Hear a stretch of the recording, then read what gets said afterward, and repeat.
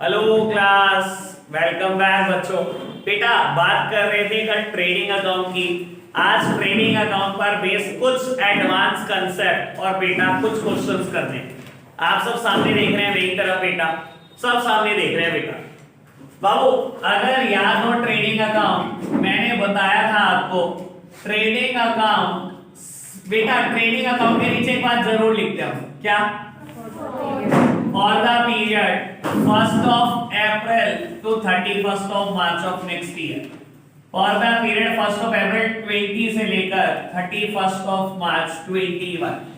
अब फॉर्मेट की बात करते हैं। चलो फॉर्मेट कितने कॉलम से मिलकर बने?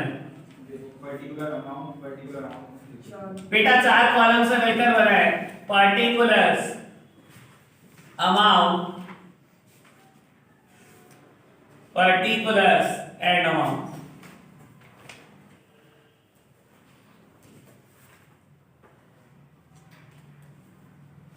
बेटा ट्रेडिंग अकाउंट में मिलाकर 5 बातें जाती हैं। हार्दिक कौन सी 5? ओपनिंग स्टॉक,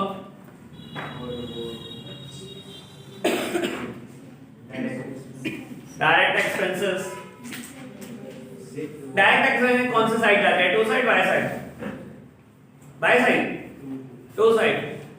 और नेट परचेजेस, नेट परचेजेस कहाँ जाती है? To side. और बाय सेल्स, बाय सेल्स और by closing. By closing stock. Sir by net sales ही ना बोलता, जब परचेजेस के लिए तो तू नेट परचेजेस बोल रहा है, तो सेल्स के लिए नेट सेल्स भी बोलते हैं भाई। बेटा बात कर रहे हैं ट्रेडिंग अकाउंट में कुल मिलाकर 5 बातें। ओपनिंग स्टॉक, परचेजेस में से परचेज रिटर्न डिडक्ट करके बेटा बाहर लिख देना। दैट मींस बेटा नेट परचेजेस, डायरेक्ट एक्सपेंसेस और बेटा बाकी 2 आइटम हमारी बाय साइड में। ऐसा ही है।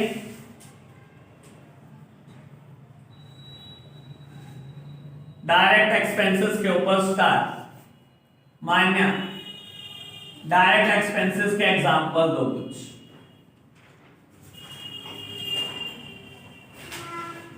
नोटबुक रहने दे बेटे। ये इतने सारे एग्जांपल कल मैंने लिखे थे बेटा, कुछ तो बताओ। इतनी पढ़ाई क्यों करते हो तुम घर आगे?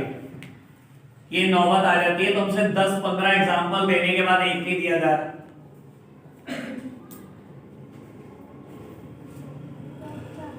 टॉप चार्जेस 1 यार नहीं, मैंने मान्या से पूछा।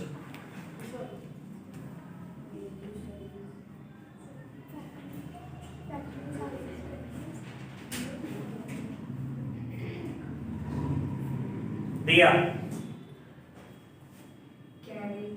कैरेज और फ्रेट और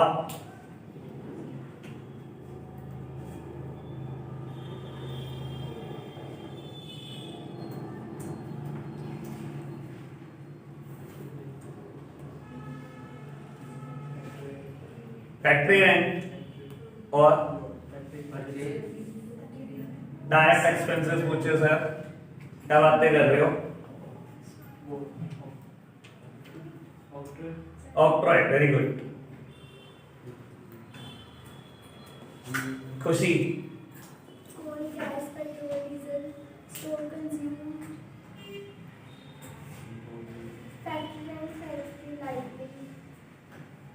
ठीक है। कस्टम ड्यूटी ऑन या इंपोर्ट ड्यूटी ऑन गुड्स और सर्विसेज। चलो ऑलमोस्ट डन है बेटा। इतनी बात ओके, कोई दिक्कत तो नहीं ना बाबू? इसके बाद हम क्या करते हैं, किसी भी अकाउंट में बैलेंसिंग। और बेटा बैलेंस किस साइड आएगा? टू साइड और बाय साइड? कोई भी साइड आ जाएगा, क्या फर्क पड़ता है बेटा? अगर टू साइड आया तो gross profit transfer to profit and loss account, और अगर बाय साइड आया तो बाय, कोई दिक्कत तो नहीं, sorry by gross loss, by gross loss. कोई दिक्कत तो नहीं बेटा, transfer to the profit and loss. बेटा आज कुछ एडवांस कंसेप्ट की बात करते हैं। बात अभी ट्रेडिंग अकाउंट की चल रही है, आज भी पी&एल अकाउंट पे शिफ्ट नहीं हो पाएंगे, पता नहीं क्या दिक्कत चल रही है हमारे साथ। बेटा अच्छा एक बात बताओ, मैं अगर क्लोजिंग स्टॉक क्रेडिट साइड ना दिखाना चाहूं, सर ये तो पता है ना किसी भी अकाउंट में राइट हैंड साइड क्रेडिट होती है, अगर मैं ना दिखाना चाहूं क्लोजिंग स्टॉक क्रेडिट साइड, मैं दिखाना चाहता हूं डेबिट साइड, तो कैसे दिखा सकता हूं? अच्छा बस ये बता दो दिखा कैसे सकता हूं? है नहीं, मैं इसी ईयर में दिखाना चाहता हूं पुत्र, गोलगप्पे का सब दिमाग तक है मेरे। हाँ बेटा मैं इसी ईयर में दिखाना चाहता हूं, तो कैसे दिखा सकता हूं? देखो बेटा अगर कोई चीज क्रेडिट है और मैं उसे डेबिट साइड में दिखाने में इंटरेस्टेड हूं, ऑल्दो बेटा कोई फॉर्मेट नहीं ऐसा, तो क्या मैं माइनस करके नहीं दिखा सकता? ऐसे नहीं लिख सकता माइनस क्लोजिंग स्टॉक, तो दिखा सकता हूं ना बेटा। सर ये तो इस चीज में तो किसी को कोई ऑब्जेक्शन नहीं है। अगर मुझे क्लोजिंग स्टॉक कभी दिखाना हो बेटा डेबिट साइड में, तो माइनस लिख के दिखा सकता हूं कि नहीं दिखा सकता? यार बता दो, कोई चीज क्रेडिट है बेटा डेबिट में दिखानी तो माइनस से तो दिखाएंगे, और कैसे दिखाएंगे? ठीक है ना, चलो मुझे दिखानी नहीं है, इसका यूज करना है बेटा। बाबू कई बार पेपर एक टर्म देता है एडजस्टेड परचेजेस, पेपर एक टर्म देता है एडजस्टेड परचेजेस। बेटा इसका क्या मतलब होता है? सुनना बहुत आराम से बेटा, इसका मतलब होता है opening stock plus net purchases minus closing stock. बेटा इसका मतलब ये होता है, अगर पेपर ने कभी मुझे टर्म दे दी ना एडजस्टेड परचेजेस, इसका मतलब होता है opening stock plus purchases minus closing stock, ये मतलब होता है। मान लो पेपर ने मुझे कह दिया net purchases 6 adjusted purchases 6 lakh, मैं क्या करूंगा? सुन, मैं बेटा जब ट्रेडिंग अकाउंट बनाऊंगा ना, मैंने टू साइड लिख दिया एडजस्टेड परचेजेस, और आप समझते हो बेटा एडजस्टेड परचेजेस टू साइड लिखने का मतलब क्या है? क्या मैंने ओपनिंग स्टॉक रिकॉर्ड कर दिया? 100% केस में रिकॉर्ड कर दिया। क्या मैंने नेट परचेजेस में रिकॉर्ड कर दी? मैंने 100% रिकॉर्ड कर दी। क्या मैंने क्लोजिंग स्टॉक भी रिकॉर्ड कर दिया? करा कि नहीं? कर तो दिया। क्यों?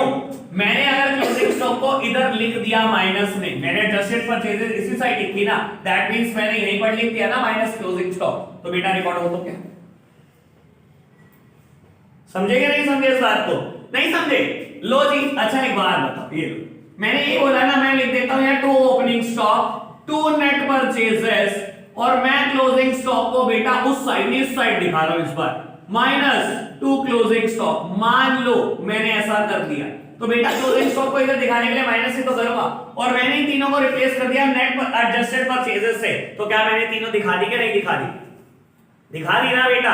तो बाबू अगर क्वेश्चन में कभी आपको एडजस्टेड परचेजेस दी हो, तो ट्रेडिंग अकाउंट बेटा रह कितना सा जाएगा? गिन के 3 आइटम। कौन कौन सी? To adjusted purchases, to direct expenses by sales, जो रिजल्ट आएगा या तो ग्रॉस प्रॉफिट या तो ग्रॉस लॉस।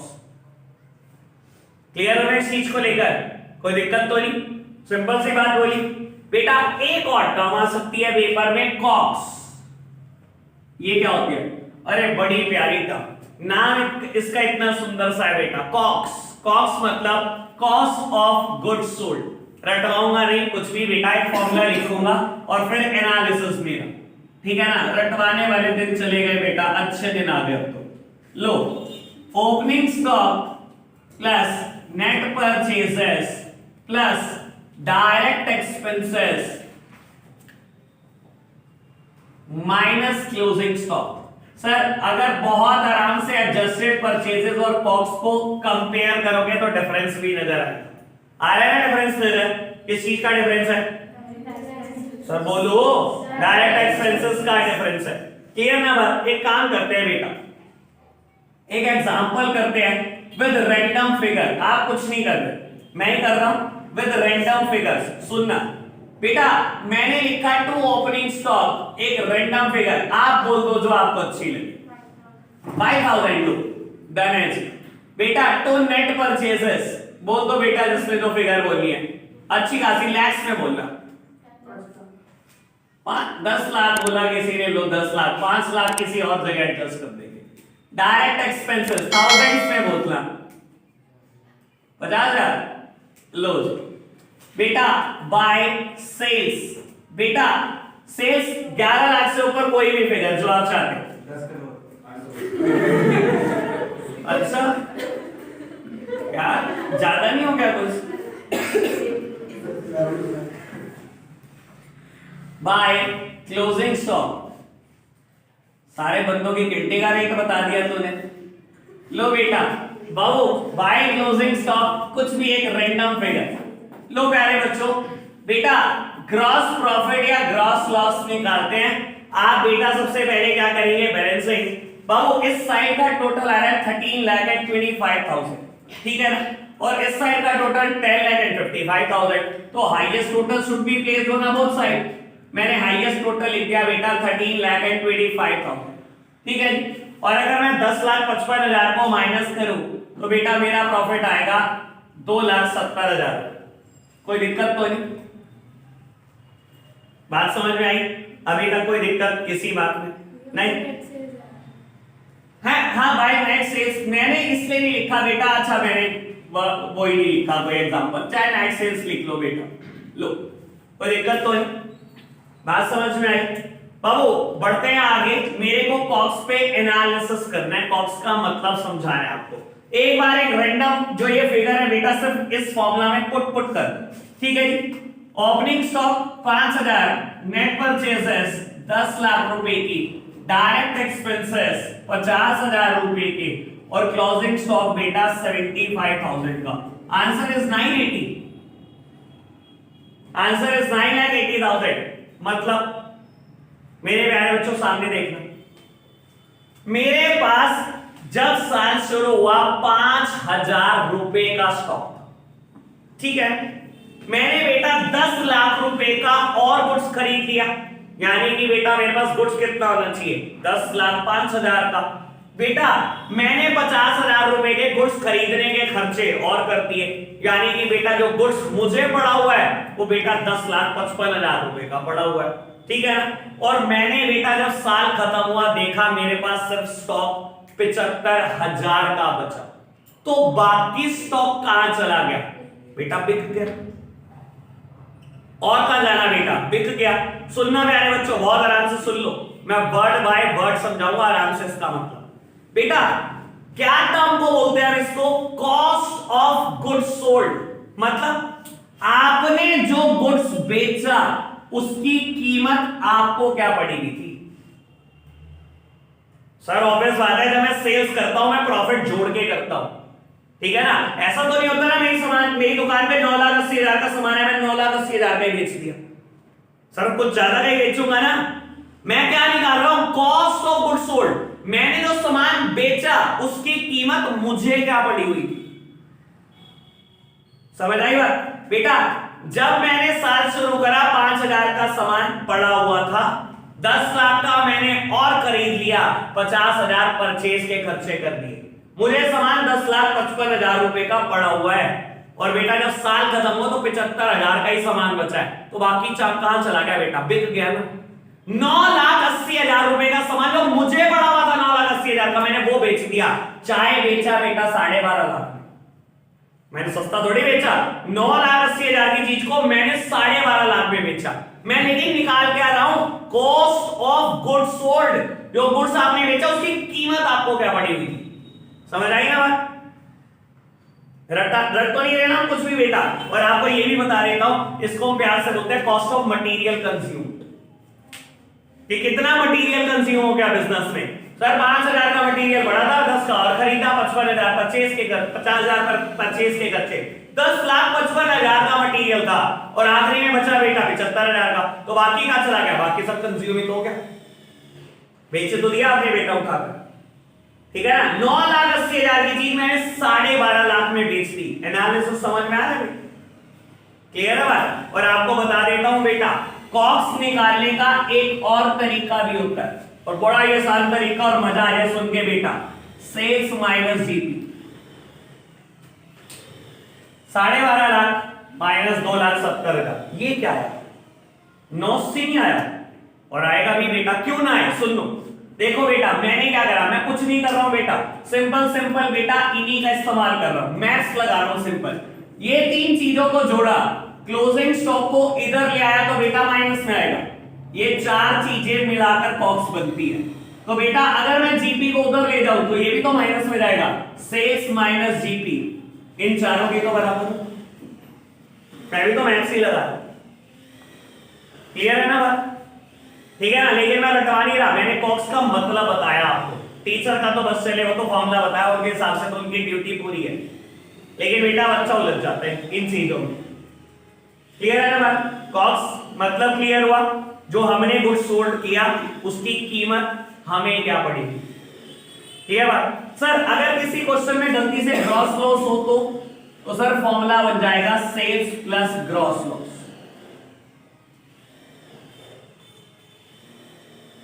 ऑल क्लियर, कोई दिक्कत तो नहीं। अब बेटा इन पर बेस्ड मुझे क्वेश्चन कराने, अगर आप कहोगे क्लियर है तो बेटा क्वेश्चन लिखने शुरू करो, लो फटाफट से आप इसको नोट डाउन करना बेटा, फिर क्वेश्चन करना बेटा। कभी ना आपको टर्म दे मैन्युफैक्चरिंग एक्सपेंसेस या प्रोडक्शन एक्सपेंसेस, बेटा प्रोडक्शन से रिलेटेड गुड्स की मैन्युफैक्चरिंग या गुड्स की परचेज से रिलेटेड सारे खर्चे बेटा पार्ट होते हैं ट्रेडिंग अकाउंट का, कल भी लिखा था मैंने।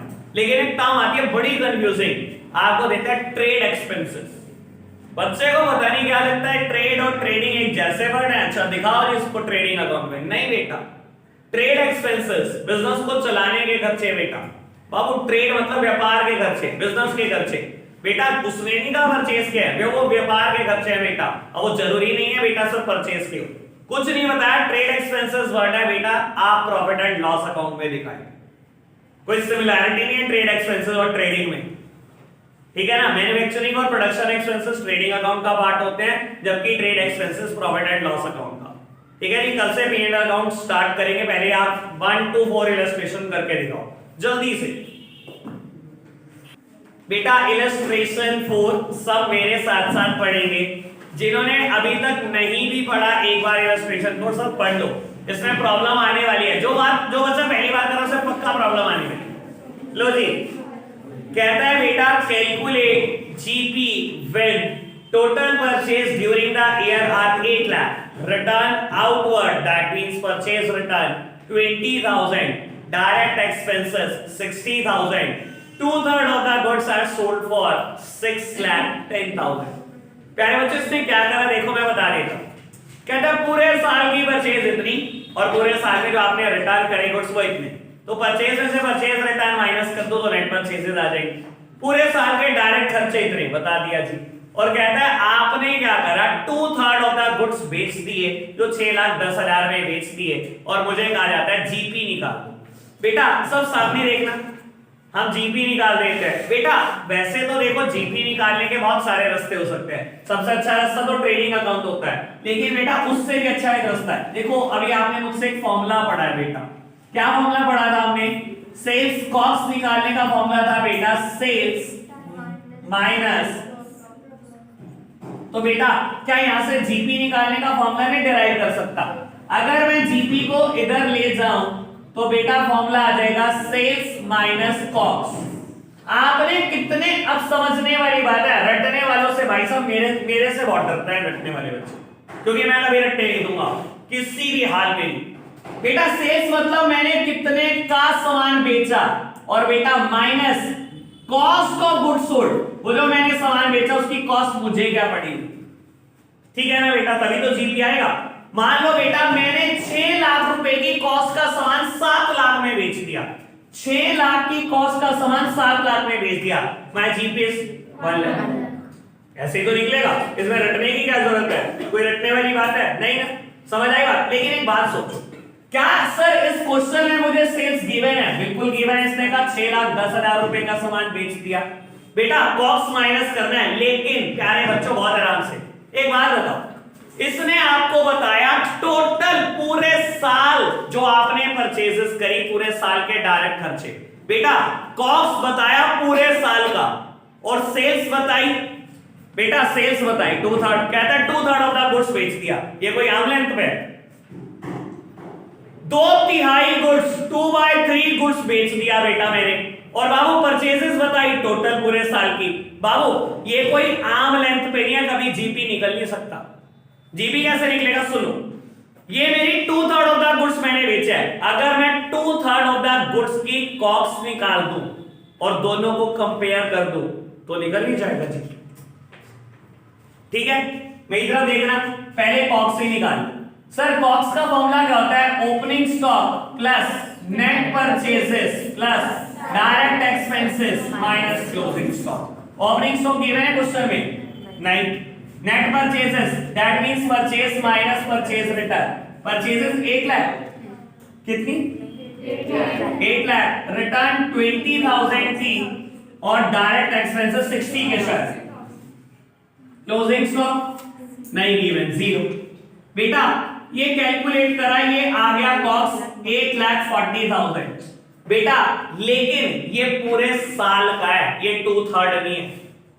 और बेटा अगर मैं इन दोनों को कंपेयर करूं कभी जीपी निकल सकता है? आप तो निकाल दोगे नेट लॉस, आप तो लॉस निकाल के बैठ दोगे कि मैंने 8,40,000 का सामान 6-10 में बेच दिया, जबकि कोई लॉजिक हुआ इस चीज का? ये 2/3 गुड्स है। तो बेटा मुझे क्या करना है, अगर मुझे इन दोनों को कंपेयर करना है बेटा, तो पहले आर्म लेंथ पे तो ले आओ। 2/3 गुड्स टोटल गुड्स के साथ कंपेयर हो सकता है, तो कंपैरेबल बनाना पड़ेगा ना बेटा। तो बाबू मैंने क्या करा, मैंने 2/3 गुड्स की कॉस्ट निकाली। मुझे 2/3 गुड्स की कॉस्ट पड़ी बेटा 5,60,000।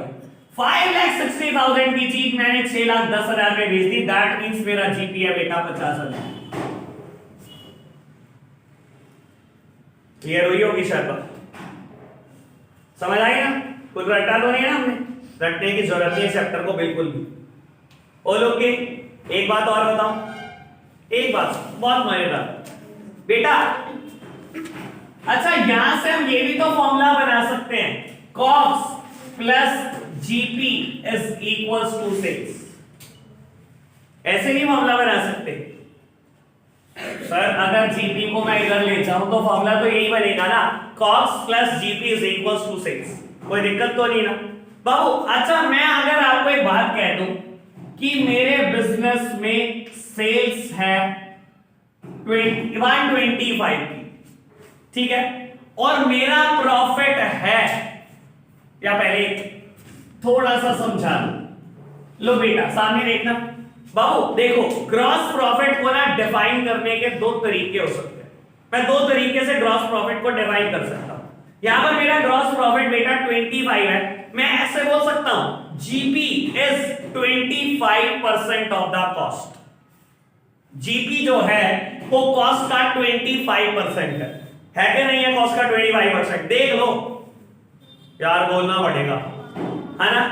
अच्छा ऐसे नहीं कह सकता GP is 20% of 6। Sir sale का 20% नहीं है, सेल का 20% निकाल लो 25 है, कॉस्ट का 25% निकाल लो 25 है, कोई दिक्कत तो नहीं ना?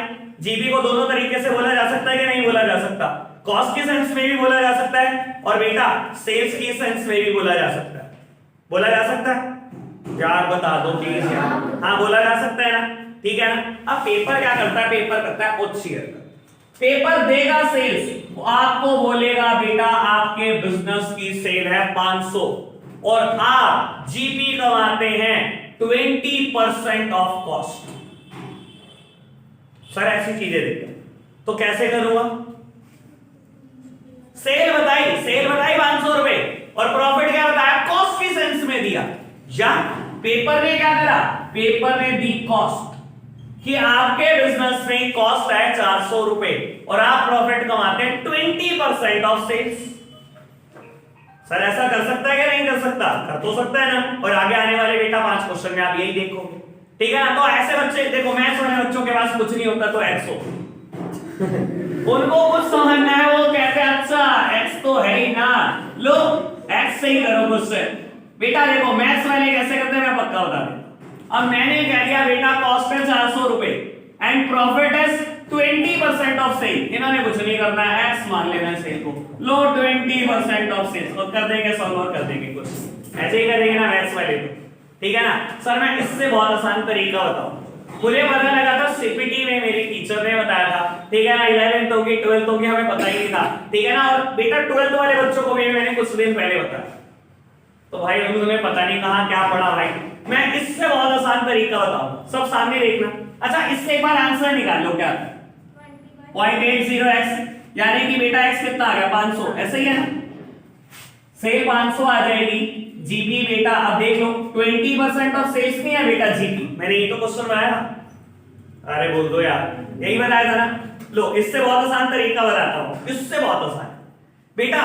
अगर इसने आपको कॉस्ट दी हो और बेटा प्रॉफिट क्या बताया, in the sense of sales, इसने बताया 20% ऑफ सेल, कैसे निकालोगे सुन, मैं बहुत इजी तरीका बताऊंगा। प्रॉफिट बताया था 20% ऑफ सेल्स, है ना, 20% मतलब 1/5, सर परसेंट का मतलब होता है 100, इतना तो संभाल लोगे ना, 20% दैट मींस 1/5। बेटा सुन लो, अगर कोई चीज सेल्स का 1/5 है तो वो कॉस्ट का हमेशा 1/4 होगा, सबसे इजी तरीका। अगर कोई चीज कॉस्ट का 1/2 है तो ये 1/3 होगी, ये 1/3 है तो ये 1/4 होगी, ये 1/4 है तो ये 1/5 होगी, ये 1/5 है तो ये 1/6 होगी, हमेशा ऐसे चलता है। यार कैसे रख रहे हैं सर, कॉस्ट बड़ी होती है या सेल्स, हमेशा सेल्स बड़ी होती है, कॉस्ट तो छोटी होती है बेटा। कॉस्ट में जब जीपी जोड़ता है तब सेल्स बनती है, तो सेल बड़ी होती है ना बेटा, तो हमेशा इसको बड़ा बनाकर चलो। अगर ये 1/2 है तो ये 1/3 होगा, ये 1/3 है तो ये 1/4 होगा, 1/4 तो 1/5। अब खुद सोचो, मैंने क्या किया था, 20% ऑफ सेल्स, 20% मतलब 1/5 ऑफ सेल्स, अगर 1/5 ऑफ सेल्स है दैट मींस 1/4 ऑफ कॉस्ट, इसका 1/4 निकालना, सही तो है 400 का 1/4, यहां पर देखो 1/5 ऑफ जीपी कितना है, 1/5 ऑफ सेल्स, अगर कोई चीज 1/5 है तो इसका 1/4 होगा, देख लो 1/4 है, कुछ भी देख लो एग्जांपल अब तक, कभी मत करना है सच, ये सिस्टम इतना टाइम बचा कर देगा सोच नहीं पाओगे, ठीक है ना। और बच्चे को पता नहीं होता सीए तक, सीए हो जाता है टीचर शॉर्टकट। ऑल क्लियर, अगले 5 क्वेश्चन 5 मिनट में होंगे, सब इसी पर भेज दें, ठीक है जी। इलस्ट्रेशन 9 तक करके आना है बेटा आपने हर हाल में, ठीक है। आज के लिए इतना ही रखते हैं बच्चों, बाय बाय।